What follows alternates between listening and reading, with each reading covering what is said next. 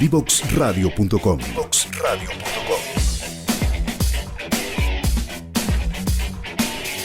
Conversaciones que simplifican lo complejo.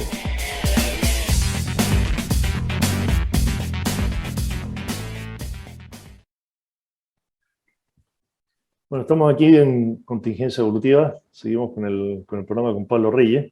Estamos reflexionando en la primera parte sobre cuáles son los elementos de cambio, ¿no es cierto?, que pueden profundizarse a partir de la evolución que traíamos, pero que la pandemia ha profundizado. ¿Qué nos va a dejar esta pandemia respecto del análisis crítico de las cosas que funcionan y las que no funcionan en este mundo complejo y cómo abordar ese proceso de conservación y cambio, conservación de aquellas cosas funcionales y cambio hacia otras que nos pueden servir también más?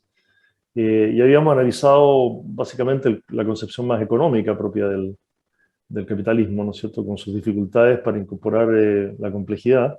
Y tal vez ahora lo que puede uno desprender es esa concepción económica, ¿no es cierto?, del capital, del trabajo, ¿no es cierto?, de las empresas, del rol del Estado.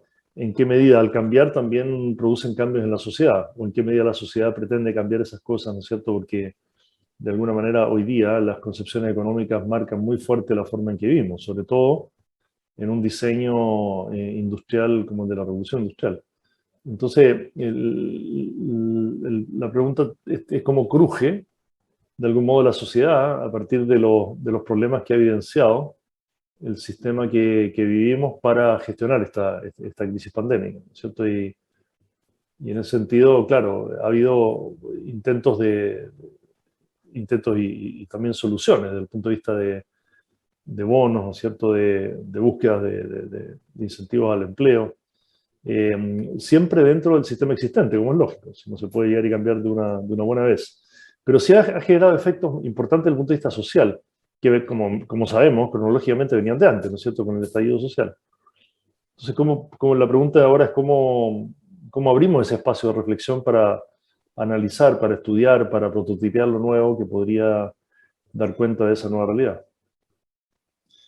Y ahí una de las cosas que tiene directa vinculación entre lo social y la economía tiene que ver con el mundo del trabajo, ¿no? O sea, veíamos que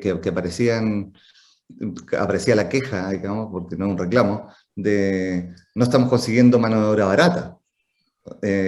Y lo que estamos ahí en un modelo que está construido, en un sistema que está construido en función de que existe mano de obra disponible a operar con los mínimos de equilibrio. Se supone que ahí se lograba, digamos, se podía llegar a lograr incluso el pleno empleo, etc.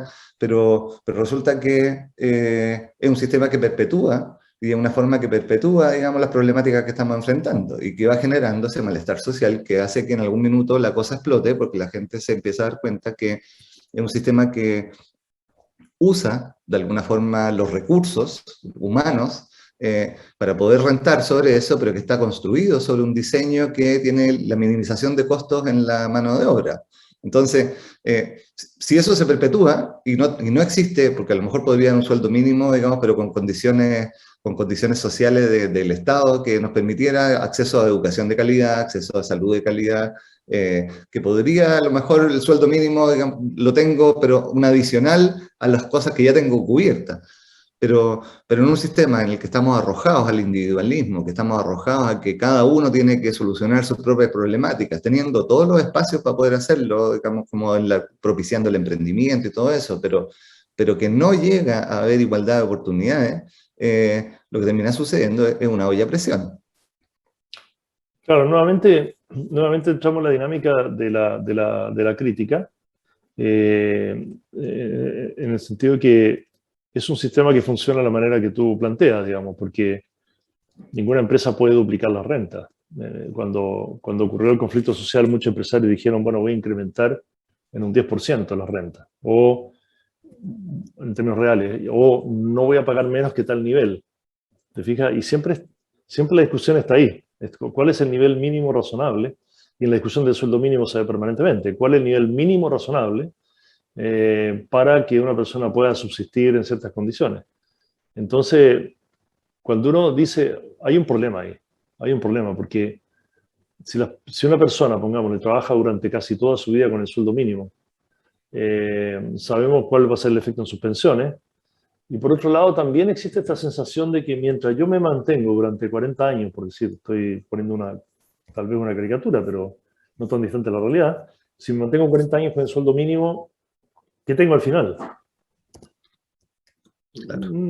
Poco, digamos. Digo, logré vivir, digamos, logré bicicletear, mientras que la observación es que quienes están en una situación más acomodada, digamos, una élite o una clase media avanzada, sí consigue cosas y sí logra avanzar, porque tiene excedente, porque el sueldo mínimo, o el sueldo que tiene, perdón, le da para más que aquellas con necesidades básicas mínimas y por lo tanto puede progresar, que es la oferta que hace el sistema. Entonces tú me dices a mí, progresa y ráscate con tus uñas, y yo te doy oportunidades. Bueno, dame las oportunidades. Si las oportunidades no existen, bueno. Y aun cuando me las das, resulta que termino en un final de mi vida, digamos, no tan bueno, y muchas veces ni siquiera para mis hijos. ¿Por qué? Porque el crédito universitario, etc.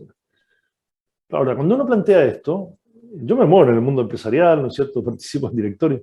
Cuando uno plantea estas cosas, a uno lo miran como bicho raro, porque dice, bueno, pero ¿qué quieres? ¿Cuál es la alternativa? Hay que dar empleo. Y hay que dar empleo a un nivel de renta y de razonable, digamos. O sea, lo que se pueda, lo más que se pueda. Entonces yo digo, no tengo por qué plantear algo.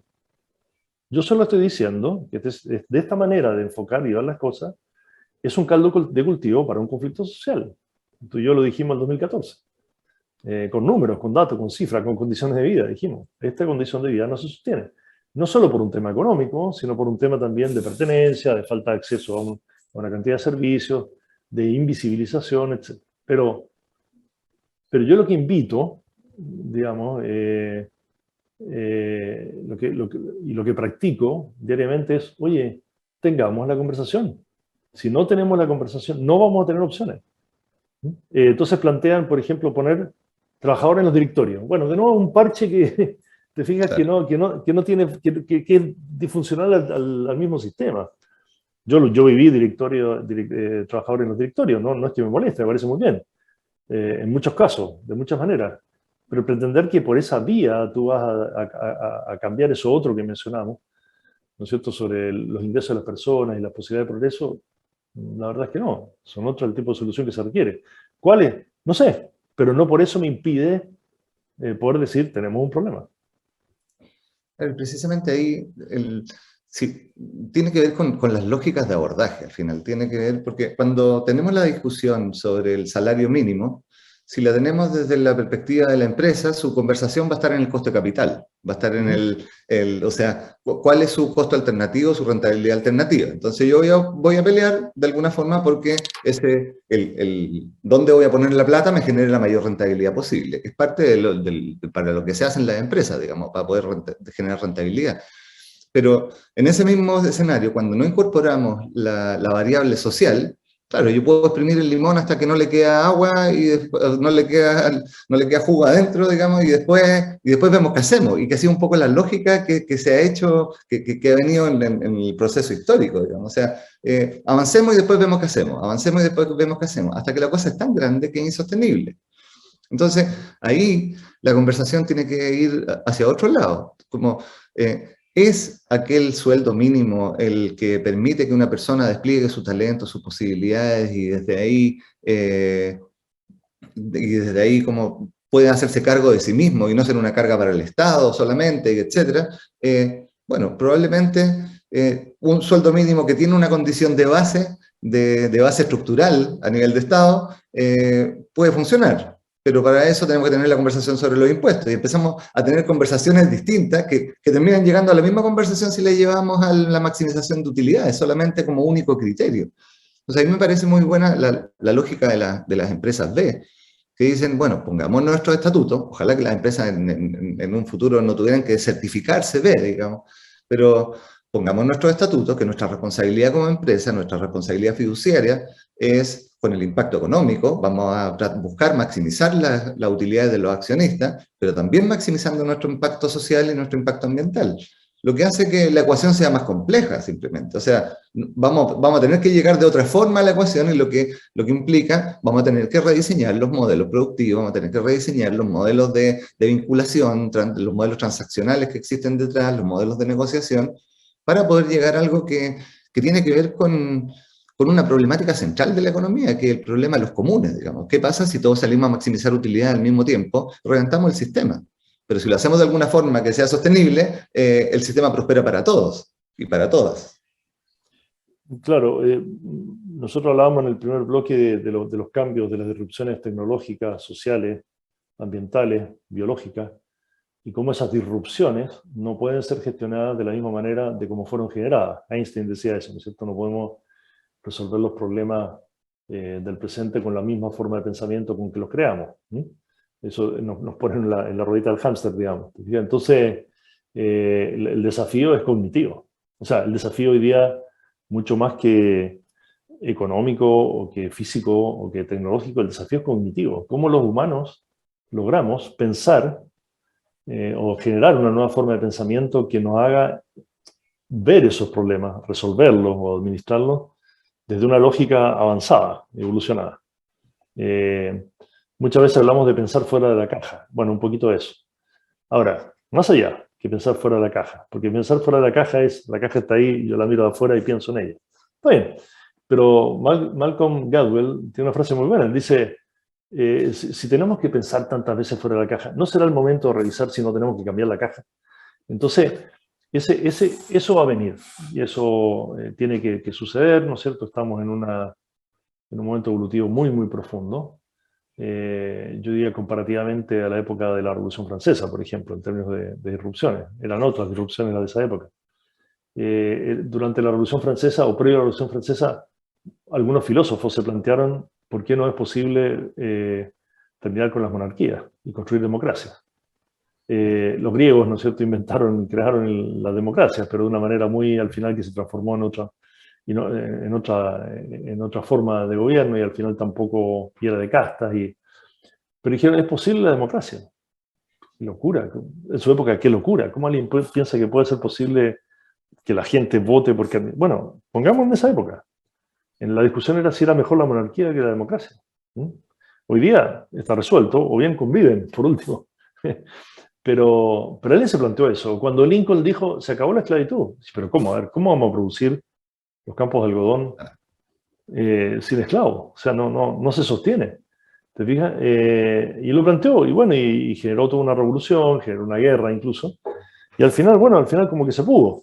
Entonces, ese llamado a pensar en grande, a pensar por arriba, y no dejarse comer por la máquina del día a día, porque hay mucha gente que dice, no, es que hay que hacer algo concreto ahora, no debatamos tanto, tú en tu lugar puedes hacer un cambio. Oye, siempre uno puede solidarizar, apoyar, etcétera, pero la gran reflexión, el gran análisis, la gran discusión está hoy día en los Harari, en los Byung-Chul Han, te fijas, en los grandes filósofos modernos que tenemos que incorporar. Entonces, a mí me parece que por lo menos en el mundo de la empresa, y aquí termino, me extendí un poco, falta mucha reflexión, falta mucha conversación, falta mucha lectura, ¿no? Y de fuentes muy, muy diversas, porque de ahí van a salir las ideas que podrían llegar a pensar en la nueva caja.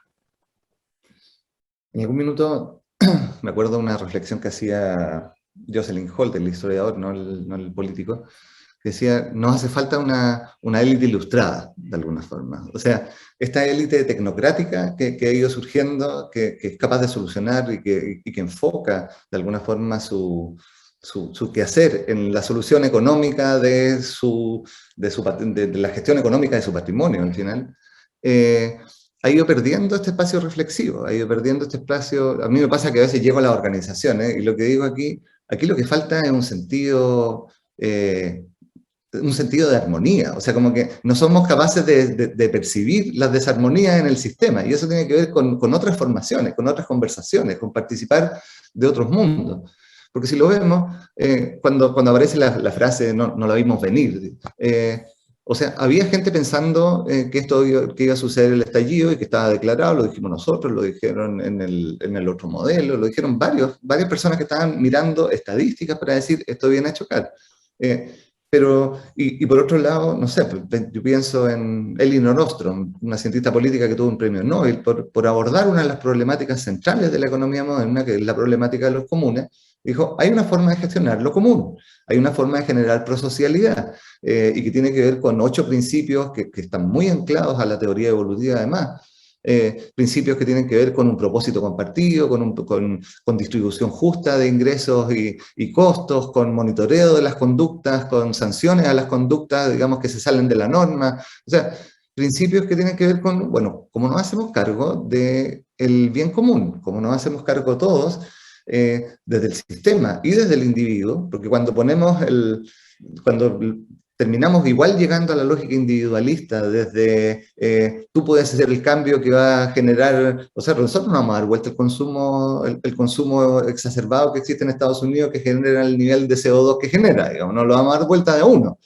Entonces, como vamos hackeando, por así decir, como vamos metiendo estas piezas en el sistema, al mismo tiempo que vamos sosteniendo aquellos espacios de reflexión individual y colectiva que permitan vislumbrar y incluso como acceder a conversaciones que ya están puestas sobre la mesa, porque no es que no estén, lo que pasa es que no la estamos escuchando. Porque volvemos a escuchar las mismas cosas de siempre y pasaba como en el estallido que no podías, era inconcebible que tuviéramos 1 millón de personas en la calle sin que tuviera una coordinación central desde alguna parte, digamos, porque el modelo que yo tengo en la cabeza es que las cosas funcionan así. Claro, y por lo tanto busco dónde está el conspirador que creó cuál es la cabeza pensante que creó ese movimiento. Entonces ahí es donde uno tropieza una y otra vez.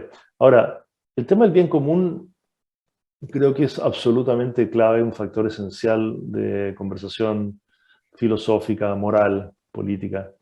Es muy clave que nos pongamos de acuerdo en las sociedades sobre qué entendemos por el bien común y en qué medida queremos promoverlo y cómo vamos a respetarlo.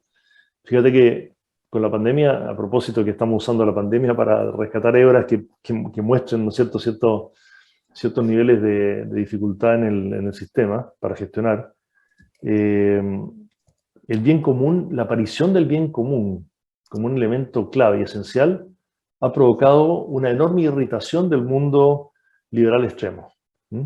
Esta cosa que tiene que ver restricciones les produce urticaria a los liberales extremos. ¿Te fijas? Pues dicen, mi libertad individual.